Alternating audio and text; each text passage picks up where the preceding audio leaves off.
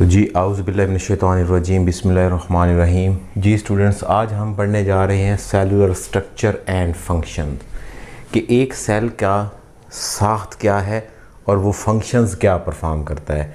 Cellular structure में हम चार चीज़ों को पढ़ेंगे: सेल वाल को, साइटोप्लाज्म को, सेल मेम्ब्रेन को और साइटोस्केलेटन को। कितनी चीज़ें जी?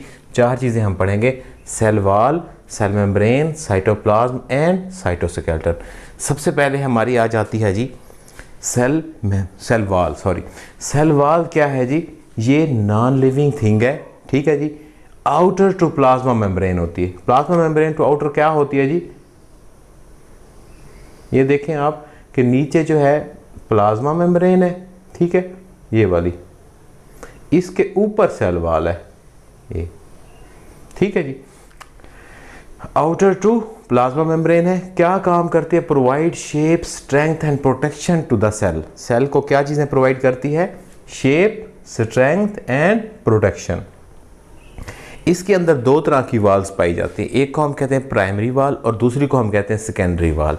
जो प्राइमरी वाल है वो अपर मोस्ट लेयर होती है। जिस तरह ये पेन है, इसकी ऊपर वाली लेयर है, इसी तरह सेल की जो ऊपर वाली लेयर है वो सेलुलोज से मिलकर बनी होती है और वो अपर मोस्ट लेयर होती है या आउटर लेयर होती है। एक होती है सेकेंडरी वाल। जो सेकेंडरी वाल है वो लिग्निन से मिलके बनी होती है और ये क्या होती है जी? Inner most. ये कौन सी होती है जी? आउटर।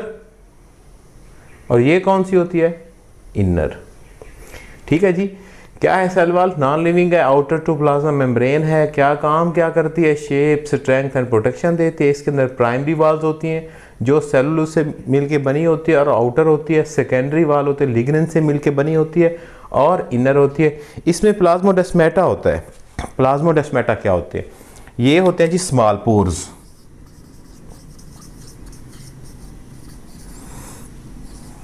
ये फर्ज करो लेयर है, इसके ऊपर ये छोटे छोटे ये पोर्स होते हैं। ये पोर्स क्यों होते हैं? साइटोप्लाज्मिक कनेक्शन को बनाने के लिए। जो दूसरा सेल का साइटोप्लाज्म है उसके साथ जब ये सेल कनेक्ट करना चाहते हैं तो वो किस चीज़ का सहारा लेते हैं जी? प्लाज्मोडेस्माटा का। प्लाज्मोडेस्माटा क्या है जी? स्मॉल पोर्स हैं सेल वाल के ऊपर जो एक साइटोप्लाज्म को दूसरे सेल के साइटोप्लाज्म के साथ कनेक्शन को बरकरार रखते हैं। अब इसी में आगे चलते हैं कि जी फंजाई की जो सेल वाल है वो किस चीज़ से मिलकर बनी होती है? काइटन से। और प्रोकैरियोट्स की जो सेल वाल है वो किस चीज़ से मिलकर बनी होती है? पेप्टाइडोग्लाइकन से। अच्छा, इन सब को आपने एज ए MCQs याद रखना है।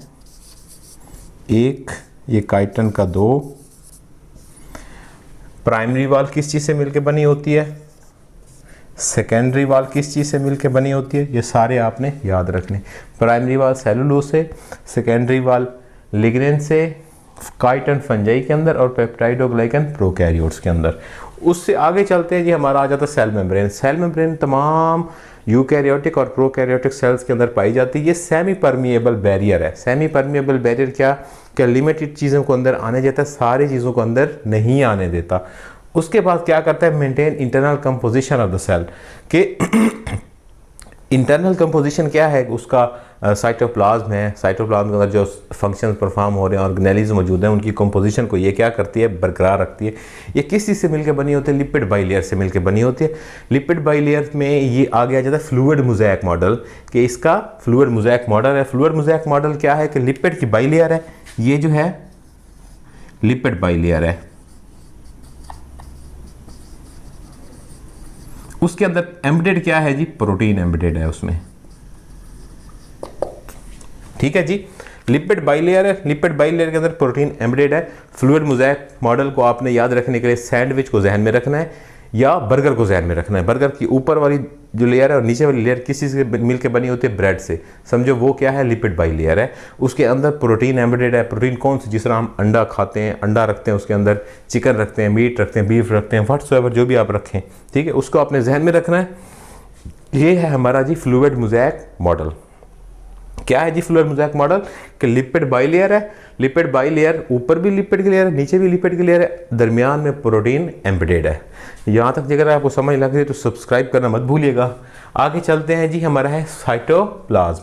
साइटोप्लाज्म क्या है? सेमी विस्कस, सेमी ट्रांसपेरेंट कहाँ पर पाया जाता है? Between plasma membrane and nuclear envelope. ये जी हमारा सेल है,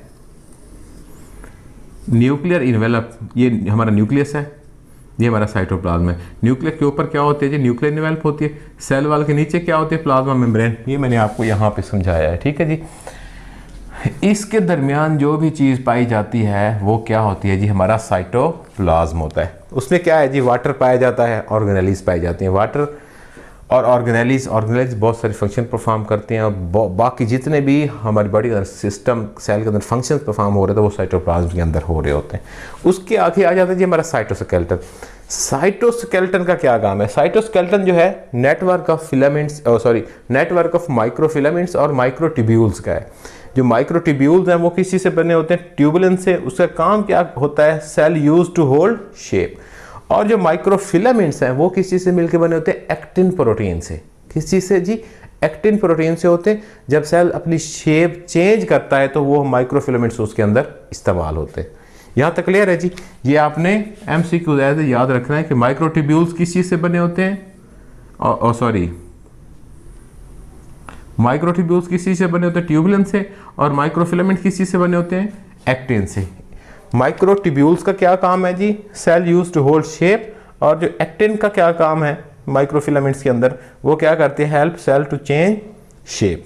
ये होल्ड शेप करता है, वो चेंज शेप करता है। ये दोनों MCQs आपने याद करने हैं। आज के लेक्चर में तकरीबन 5-6 MCQs हैं, वो आपने भूलने नहीं है। तो इसमें अगर कोई कन्फ्यूजन हो तो कमेंट ज़रूर कीजिएगा। तो इंशाल्लाह नेक्स्ट लेक्चर में मिलते हैं। Thank you very much.